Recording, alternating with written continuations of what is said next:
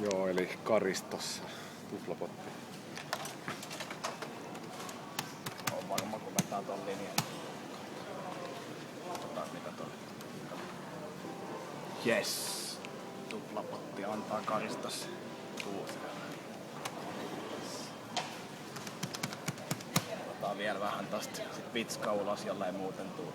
Sit kato, siitä tulee niitä kyllä tuplata. Kumpi? Kahta. Kyllä. Pystyy vielä jatkaa siitä. Noniin. 3 linjaa. 1, 3, 5 parhaat. Kato, sieltä tulee saman tien 9 €. Vielä lähtee euro. 8 ulos, jolla ei tuu tälle. Okei.